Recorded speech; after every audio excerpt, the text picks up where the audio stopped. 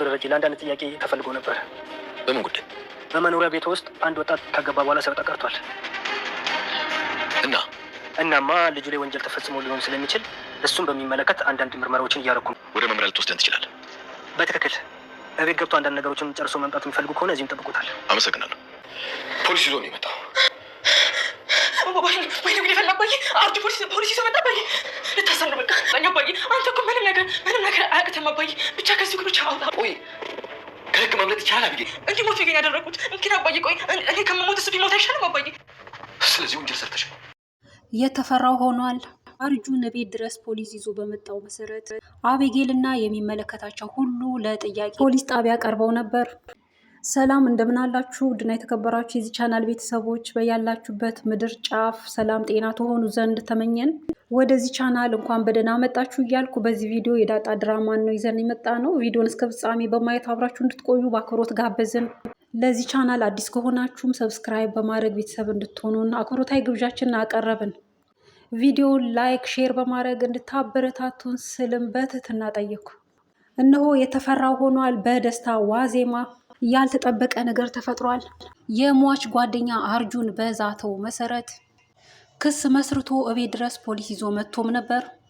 እናም አቶ ደረጀ ፖሊሱ መጠየቅ ያለበትን በህጉ መሰረት እዛው ጣቢያ ወስዶ በአግባብ መጠየቅ እንዳለበት ነግሮት ተዘጋጅተው ያው የሚፈለጉ ሁሉ ቃል መስጠት የሚጠበቅባቸው ሄደውም ነበር።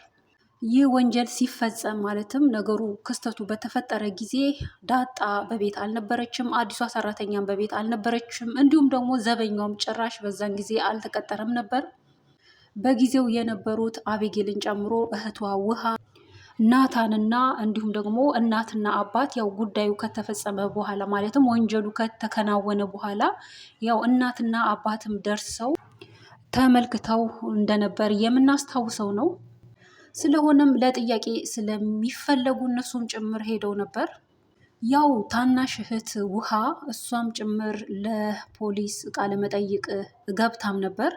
ነገር ግን እንደሚታወቀው ውሃ አእምሯ ትንሽ የመዘግየት አይነት ችግር ስላለባት ወይም እንደ ዘገምተኛም አይባልም ብቻ የአእምሮ መዘግየት አይነት ችግር ስላለባት ለእንደዚህ አይነት ኬዝ እሷ ብቁ ስላይደለች መቅረብ እንደሌለባት የሚያስረዳ ወረቀት ቢኖርም ነገር ግን ፖሊሱ በቀጣይ ለምጠይቀው ነገር የእሷም ቃል ያስፈልጋል በሚል እንግዲህ እዚህ ጋር ፖሊሱም ህግ እንደጣሰ ነው የተረዳ ነው።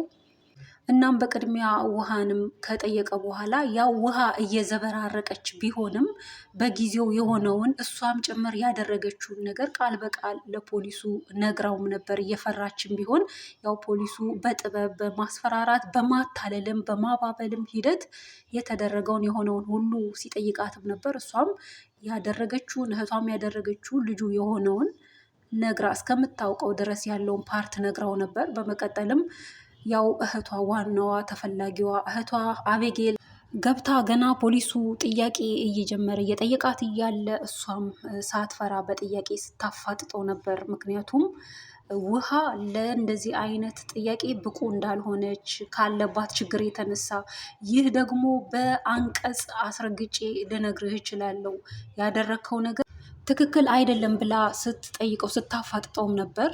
እናም ፖሊሱም የህግ ባለሙያ ነሽ ወይ የህግ ተማሪ ነሽ ወይ ብሎም ያው እውቀቷንም በማየት እንዲሁ በመገምገም ሲጠይቃትም ነበር። እሷም አዎ ብላ ያው ልትመረቅ እንደደረሰች እና ይህንንም እንደምታውቅ የሰራው ነገር ስህተት እንደሆነ ስታፋጥጠው ነበር። በኃይለ ቃል ምላሽ ስትሰጠው በአግባቡ ተረጋግተሽ ስለምጠይቅሽ ነገር ምላሽ ስጪ፣ ውሃ እየጠየኳትን መልሳለች፣ አንቺ ደግሞ መጠይቅሽን በአጭሩ መልሽልኝ ሲል ቃል በቃል ሲጠይቃትም ነበር። የጠየቃትም ያው ልጁን ገለሻል አልገደልሽም የሚለውን ብቻ እየጠየቃት ነበር። እሷም ያው አልገደልኩም አላለችም ወይ ገድያለም አላለችም። በዛ ሂደት ነበር እንግዲህ ድራማው ተጠናቆ የነበረው።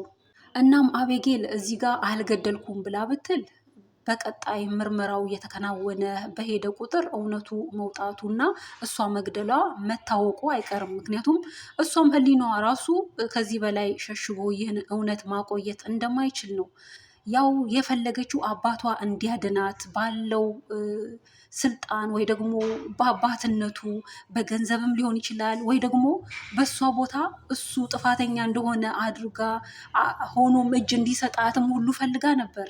በተለይ ደግሞ ዳጣ አባቴ ከሚታሰር እኔ ይታሰራለሁ ስላለች ይችን ቃል ደግሞ አቤጌል ስለሰማች በቃ እሷም ቢሆን ታስራ ወይ አባቴ ታስሮ እኔ ነፃ ልውጣ የሚል የአባትነቱን ወይም ደግሞ የእሷን ስህተት ሁሉ እሱ ተሸክሞ እሱ ስህተተኛ ሆኖ እንዲታሰርላትም ጠብቃ ስትወተውት ነበር። አቶ ደረጀ ግን እውነት ነው፣ ይህንን ደግሞ ሆነ ብለሽ ነው ያደረግሽው፣ ስለሆነም ልጁን ገለሻል፣ ጥፋተኛ ነሽ ብሎ እዛው ጋር አሳምኗት ነበር። እስከዛሬ ብትወላውልም ያው መግደሏን እሷም ያመነችበት ጉዳይ ነው። እናም በዚህ ሂደት አባቷም አሳምኗት ነበር ወደዛም የሄደችው እና ከዚህ በላይ እንግዲህ በማንም የምታሳበው ነገር የለም ወይ ልትግድም የማትችለው ነገር ስለሆነ ያው ድራማውንም ልብ አንጠልጣይ አድርገው ለማለፍ ብለው በዚህ ሂደት ቢያከናውኑ መጨረሻው ፓርት እንደዛ ቢሆንም ያው በቀጣይ ክፍል ገድያለሁ ብላ ቃል እንደምትሰጥና የሚገባትን ቅጣት እንደምትከናነብ ነው። በቀጣይም ደግሞ ልጁ የተቀበረው እዛው ግቢ ነው። እንግዲህ ይህም ስህተት ነው። እዛ ግቢ ልጁን ቀብረው ስህተትን መደበቅም የለባቸውም። ለዛስ ቤተሰብ ምን አይነት ቅጣትን ሊቀጡ ይችሉ ይሆን? ወይስ ቅጣቱ በሷ በአቤጌል ብቻ ሊያበቃ ይችል ይሆን? ምክንያቱም ይህ ሰው ወላጆች ባይኖሩትም ቤተሰብ ዘመድ አዝማድ ባይኖረውም መንግስት አለ፣ ሀገር አለ፣ መዘጋጃ አለ። በዛ ነው መቀበር ያለበት እና እዛ ግቢ የቀበሩበት ዋና ዓላማ ያው ሚስጥሩ ተዳፍኖ እንዲቀር ማንም እንዳይሰማ አንድ፣ ሁለተኛ ደግሞ ያው ሰበብ አድርገው ምክንያት አድርገው የያዙት ይህ ሰው ዘመድ አዝማድ የለውም ማንም ሰው የለውም በሚል እዛው እንደቀበሩት ነው። ሲቀጥል ደግሞ ልጃቸውም ያንን እያየች እንድትቀጣ እለት ተዕለት በቃ ከሰራችው ነገር ተጸጽታ እንድትማርላቸውን በማድረግ ነው። ያንንም በማድረጋቸው አቤጌል እንግዲህ እዛ ግቢ እሷ የገደለችው ሰው ተቀብሮ ግቢ ሁሉ ስትወጣ በምናቧ እንዲየመጣባት በጣም እየተረበሸች በጣም ነበር ነርቨስ ስትሆን የነበረው። ምንም ግትር ሆናም ስህተት ሰርቻለሁ ብላ ራሷንም ወደ ጸጸት እንኳን ደረጃ ባትደርስም፣ ነገር ግን ነገሩ ጉዳዩ በጣም ሲሪየስ ስለሆነ እጅግ እያስበረገጋት በጣምም እንቅልፍ ሁሉ ነስቷት በጣም ዲፕሬሽን ውስጥ የከተታት ጉዳይ ነበር። እናም በመጨረሻ አቶ ደረጀ በቃ እየፈራ ነው ሆኗል። እንግዲህ ምንም ከዚህ በላይ ማድረግ አንችልም። እየመከርኩሽ ምክሬን አልሰማ ብለሽ በሩም ዘግቼ እዛው እየቀጣውሽም እንድትማሪልኝ ስል የአባትነቴን አድርጌያለሁ፣ አንቺ ግን አልሰማሽም። አሁን እንግዲህ ቅጣትሽን ተከናነቢ፣ በቃ ምንም ማድረግ አልችልም ሲል ምላሽ ሰጥቷት ነው እንግዲህ ወደዛ የሄዱት። ያው በቀጣይ ፍርዱ ምን እንደሆነ ምን አይነት ቅጣት እንደምትቀጣ የሚገልጽ ክፍል ነው የቀጣይ ክፍሉ የሚሆነው እንጂ በጭራሽ አልገደልኩም ብላ እንደዛ ብትክድ እንግዲህ ምርመራውም ይቀጥላል። ያ ልጅስ የት ሄደ? ከተመታ ከወደቀ በኋላ የት ጠፋ? ይህ ጓደኛው መኖሩ ነው እንግዲህ የእሱ እውነት እንዲወጣ ምክንያት የሆነው። ይህ ጓደኛውም ደግሞ እውነቱ እንዲወጣ ያደረገው አንደኛ ጓደኛው ነው፣ ሰው እንደሌለው ያውቃል። ሁለተኛ ደግሞ እሱን ብሎ ለሱ ወግኖ ሊያግዝለት ሄዶ ነው በዛው የቀረ የጠፋበት። እንደገና ደግሞ አቤጌል ቢያንስ እያባበለችው ብታናግረው ለአርጁን ፊት ብትሰጠው ኖሮ ይህም እውነት እንዳይወጣ በቃ እሷ እሺ ብትለው ለፍቅር ብትገዛለት እሺ ብትለው ይህም እውነት እንዳይወጣ ምክንያት ይሆን ነበር። ነገር ግን እሷ ደግሞ ይህን ሀሳብ አትቀበለውም። አርጁን የሚባለውን ሰው በጭራሽ የማትወደው የምትጠላው ሰው ስለሆነ ኃይለ ቃል ስትመልስለት ጭራሹኑ እንኳን ልታገባው እንኳን እሺ ልትለው በፍቅር ጭራሹኑ ቢሞት ሁሉ ደስ እንደሚላት አይነት ቃል ስትናገር ነው እንግዲህ አልፎ ፖሊስ ይዞ ሊመጣ የቻለው እሷንም ለመበቀል ጭምር ነው። ይህ ወንጀል ሲፈጸም እንግዲህ እቺ ሰራተኛ በቤት ውስጥ አለች፣ ግን አይኗ ባያይም በክፍል ብትሆንም አንድ ቦታ ተወስና የተቀመጠች ቢሆንም ቢያንስ ሲንጫጩ ሰምታለች። ከዛም በኋላ ደግሞ አቶ ደረጀና ወይዘሮ ማርታ ሲነጋገሩ በሳሎን ቁጭ ብለው ስለዚህ ነገር አቤጌል ሰው ስለመግደሏ ሲያወሩ በጆሮዋ ሰምታለች። ግን አሁን ፖሊስ መጥቶ ሲጠይቅ በጭራሽ የማውቀው ነገር የለም ብላ ስትክድ ነበር። እንዲሁም ዘበኛውም ሲጠየቅ እሱም በእርግጥም አዲስ ነው። ይህ ነገር ከሆነ በኋላ ነው እሱ እየመጣው። እንደውም ዘበኛ እንዲቀጠር ምክንያት የሆነው ይህ ነገር በመሆኑ የበለጠ የከፋ ነገር በዛ ቤት እንዳይሆን ዘበኛ እንቅጠር በሚል ነው የተቀጠረው እንጂ ይህ ዘበኛ ስለዚህ ጉዳይ ምንም እጁም የለበት፣ የሚያውቀው ነገር የለም። ይህ ሁሉ ከመሆኑ በፊት ፖሊሱ ከመምጣት በፊት እንግዲህ የቤተሰብ ሁሉ በጥሩ ደስታ ውስጥ ነበሩ።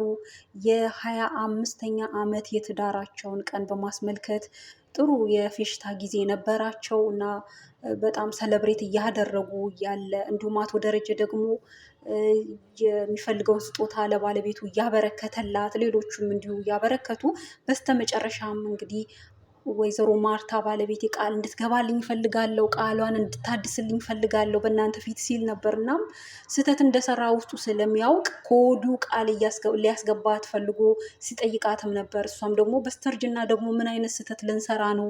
25 ዓመት ያህል አብረን ቆይተናል፣ ከዚህም በኋላ ምንም አይፈጠርም እያለች ነበር። እንግዲህ የተፈጠረ ነገር አለ፣ ግን እሷ ያልሰማችው ያንን ስትሰማ ይህን ቃሏን እንድታስታውስና እንድታከብር ከወዲሁ ቃል ሲያስገባትም ነበር። እሷም እሺ ብላ እንግዲህ ያው ምንም አይፈጠርም በሚል ቃል ስትገባለትም ነበር።